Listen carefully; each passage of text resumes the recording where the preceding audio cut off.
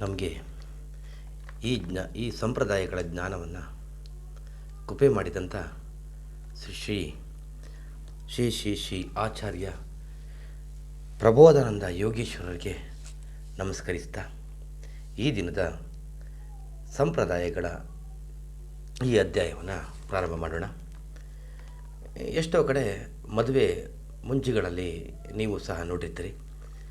ನಾವು ಸಂಪ್ರದಾಯವಾಗಿ ಮಾಡ್ತಾಯಿದ್ದೀವಿ ಅಂತ ಹೇಳಿಕೊಂಡು ಪುರೋಹಿತರು ಮಾಡಿಸ್ತಾ ಇರ್ತಾರೆ. ಆದರೆ ಈ ಸಂಪ್ರದಾಯದ ಹಿಂದಿನ ಅರ್ಥ ಏನು ಅಂತ ಯಾರೂ ಸಹ ಹೇಳ್ಕೊಡೋದಿಲ್ಲ. ಅವ್ರಿಗೂ ಹೇಳ್ಕೊಡೋದೂ ಇಲ್ಲ. ನಮಗೆ ಕೇಳ್ತಕ್ಕಂಥ ಪುರುಸೊತ್ತು ಆ ಸಮಯದಲ್ಲಿ ಇರೋದಿಲ್ಲ. ಹೇಗೋ ಮುಗಿದರೆ ಸಾಕು ಅಂತಕ್ಕಂಥ ಒಂದು ಚಂಚಲ ಮನಸ್ಸು ಆ ಸಂದರ್ಭದಲ್ಲಿ ಇದ್ದುಬಿಡ್ತದೆ. ಆ ಒಂದು ಪರಿಸ್ಥಿತಿನೇ ಆ ರೀತಿ ಇರ್ತದೆ. ಅದಕ್ಕೆ ಏನು ಮಾಡೋಕ್ಕಾಗಲ್ಲ. ನಾವು ಅಥವಾ ನೀವು ಯಾರು ಸಹ ಅದಕ್ಕೆ ಹೊರತಲ್ಲ. ಇರಲಿ. ಈಗ ನೆನ್ನೆ ನಾವು ಹೇಳ್ದೋ ಮಗುವನ್ನು ಹುಟ್ಟಿದ ತಕ್ಷಣ ಮೊರಕ್ಕೆ ಹಾಕೋದು ಅಂತ. ಈ ಮೊರಕ್ಕೆ ಹಾಕ್ತಕ್ಕಂಥ ಪದ್ಧತಿ ಬರೀ ಭಾರತ ದೇಶದಲ್ಲಿ ಮಾತ್ರ ಅಲ್ಲ, ಪ್ರಪಂಚದ ಎಲ್ಲ ಧರ್ಮಗಳಲ್ಲೂ ಇದನ್ನು ಆಚರಣೆ ಮಾಡ್ತಾರೆ.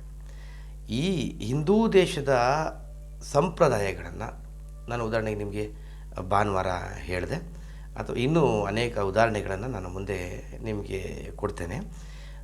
ಕಾಲುಂಗುರ ಹಾಕೋದು, ಬಿಂದಿ ಹಾಕೋದು, ಇಂಥದ್ದೆಲ್ಲ ನಾನು ಎಲ್ಲವೂ ಸಹ ಈ ದೇಶದಲ್ಲೇ ಹುಟ್ಟಿದಂಥವು. ಆದ್ರೂ ವಿಶ್ವದ ಎಲ್ಲ ದೇಶಗಳಲ್ಲೂ ಎಲ್ಲ ಧರ್ಮಗಳಲ್ಲೂ ಅದನ್ನು ಸಂಪ್ರದಾಯಗಳಲ್ಲಿ ಆಗಲಿ ಇನ್ನೊಂದಾಗಲಿ ಅವರ ಕಾರ್ಯಕ್ರಮಗಳಲ್ಲಿ ಅದನ್ನು ಅನುಸರಿಸ್ತಕ್ಕಂಥದ್ದು ಎಲ್ಲ ಮತೀಯರು ಸಹ ಒಂದೇ ಥರನಾಗಿ ಅನುಸರಿಸ್ತಕ್ಕಂಥದ್ದು ತಾವು ನೋಡಿರ್ಬೋದು. ಮಗುವನ್ನು ಮೊರಕ್ಕೆ ಹಾಕ್ತಕ್ಕಂಥ ಶಾಸ್ತ್ರನೂ ಅಷ್ಟೇ. ಅದು ಎಲ್ಲ ಧರ್ಮೀಯರು ಒಂದೇ ರೀತಿಯಲ್ಲೇ ಆಚರಿಸ್ತಾರೆ. ಕೆಲವರು ಕುಂಕುಮ ಹಾಕ್ಬೋದು ಅಥವಾ ಹಾಕದೇ ಇರ್ಬೋದು. ಒಬ್ಬರು ಹೂವನ್ನಂತೂ ಪ್ರತಿಯೊಬ್ಬರು ಎಲ್ಲ ಧರ್ಮೀಯರು ಎಲ್ಲ ಮತೀಯರು ಹಾಕ್ತಾರೆ. ಈ ಮೊರಕ್ಕೆ ಹಾಕ್ತಕ್ಕಂಥ ಸಂಪ್ರದಾಯದ ಬಗ್ಗೆ ಇದೊಂದೆಲ್ಲ ಬೈಬಲ್ನಲ್ಲೂ ಸಹ ಇದೇ ಮಾತು ಬರ್ತದೆ. ಅವನ ಮೊರವು ಅವನ ಕೈಯಲ್ಲೇ ಇದೆ ಅಂತ ಬೈಬಲ್ನಲ್ಲಿ ಒಂದು ವಾಕ್ಯ ಬರ್ತದೆ.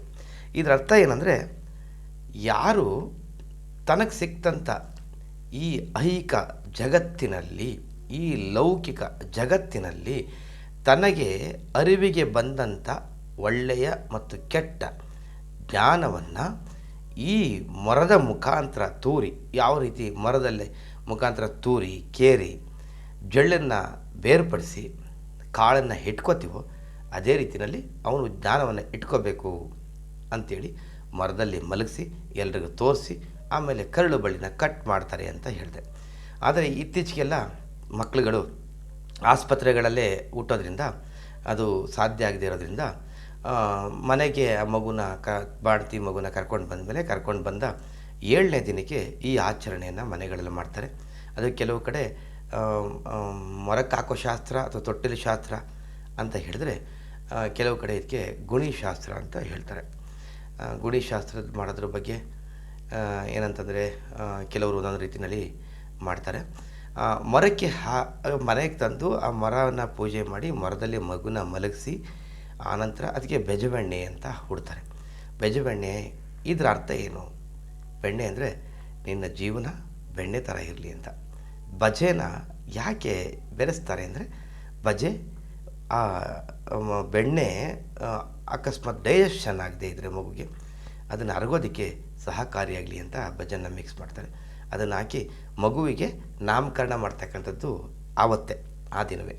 ಇತ್ತೀಚೆಗೆಲ್ಲ ನಾಮಕರಣ ಅಂತಕ್ಕಂಥ ಒಂದು ಶಾಸ್ತ್ರ ಇಟ್ಕೊಂಡು ವಿಜೃಂಭಣೆಯನ್ನು ಮಾಡ್ತಾರೆ. ಅದು ಹಣ ಇರ್ತಕ್ಕಂಥವರು ಖರ್ಚು ಮಾಡ್ತಕ್ಕಂಥದ್ದಕ್ಕೆ ಹುಡುಕ್ತಕ್ಕಂಥ ಒಂದು ಮಾರ್ಗ ದಾರಿ.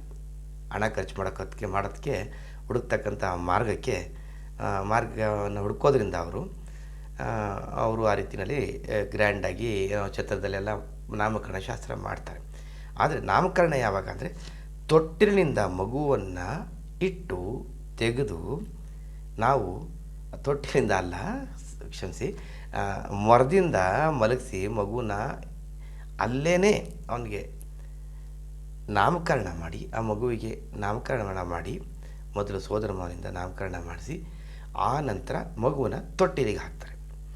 ತೊಟ್ಟಿಲಿಗೆ ಹಾಕ್ತಕ್ಕಂಥದ್ದು ಒಂದು ಶಾಸ್ತ್ರವೇ ಅಂತ ಕೆಲವರು ಕೇಳ್ಬೋದು. ಕೆಲವರು ಹಾಗೆ ಹಾಕಿದ್ರು ಹಾಕ್ಬೋದು, ಕೆಲವು ಗ್ರ್ಯಾಂಡಾಗಿ ಮಾಡ್ಬೋದು, ಅಥವಾ ಸಾಂಪ್ರದಾಯಿಕವಾಗಿ ಕೆಲವರು ಒಂದು 4 ಜನ ಕರೆದು ಮಾಡ್ಬೋದು. ಕೆಲವರಲ್ಲಿ ಇನ್ನೂ ಅವ್ರ ಮನೇಲಿ ಸೂತಕ ಇರೋದ್ರಿಂದ ಹೆಚ್ಚು ಜನ ಅಲ್ಲಿ ಬರೋದಕ್ಕೆ ಇಷ್ಟಪಡೋದಿಲ್ಲ. ಸೂತಕ ಅಂದರೆ ಹಿಂದೂ ಸಂಪ್ರದಾಯದಲ್ಲಿ ತಮಗೆ ಗೊತ್ತು.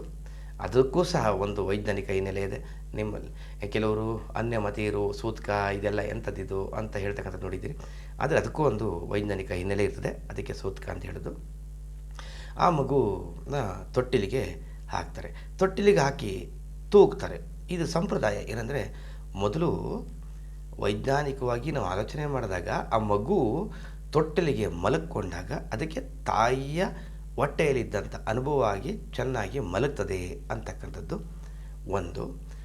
ಎರಡನೇದು ಏನಂದರೆ, ಮಗುವಿಗೆ ಈಗ ಅವನು ಜ್ಞಾನವನ್ನು ಪಡ್ಕೊಂಡಿದ್ದಾನೆ. ಮೊರದಲ್ಲಿ ಆ ಮಗು ಜ್ಞಾನವನ್ನು ಪಡ್ಕೊಂಡಿದೆ. ಅದಕ್ಕೆ ಒಂದು ಹೆಸರನ್ನು ಸಹ ಕೊಟ್ಟಿದ್ದೀವಿ.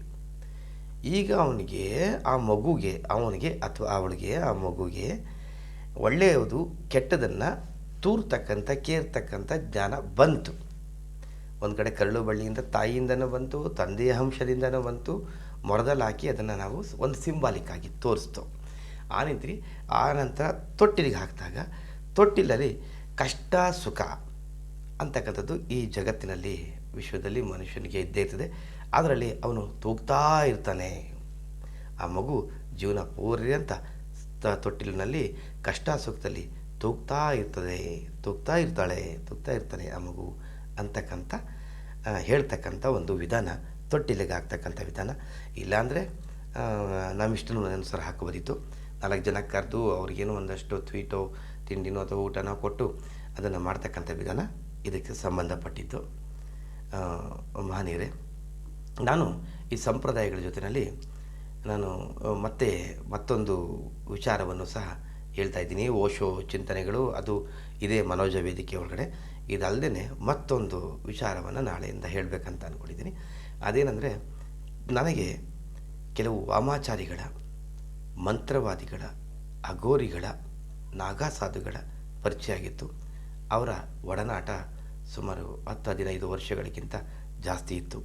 ಅಂತಹ ಸಂದರ್ಭದಲ್ಲಿ ನಾನು ಅವರಿಂದ ಪಡ್ಕೊಂಡಂಥ ಒಂದು ತಿಳುವಳಿಕೆ, ಜ್ಞಾನ ಅಂತ ಹೇಳಿದಿಲ್ಲ, ತಿಳುವಳಿಕೆಯನ್ನು ತಮ್ಮಲ್ಲಿ ನಾನು ಹೇಳ್ಕೋಬೇಕು ಅಂತ ಇದ್ದೀನಿ. ದಯವಿಟ್ಟು ನಮ್ಮ ಚಾನಲ್ನ ಸಬ್ಸ್ಕ್ರೈಬ್ ಮಾಡಿಕೊಂಡು ನಾನು ಹೇಳ್ತಕ್ಕಂಥ ಎಲ್ಲ ವಿಚಾರವನ್ನು ಕೇಳಿ.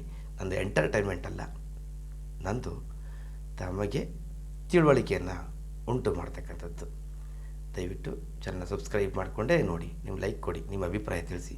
ನಾಳೆ ವಾಮಾಚಾರಗಳ ಬಗ್ಗೆ, ವಾಮಾಚಾರದ ನಿವಾರಣೆಯ ಬಗ್ಗೆ ನಾನು ತಿಳ್ಕೊಳ್ಳೋದಕ್ಕೆ ಸಿದ್ಧರಾಗಿರ್ತೀರಿ ಅಂತ ತಿಳ್ಕೊಂಡಿದ್ದೀನಿ. ಧನ್ಯವಾದಗಳು. ಜೈ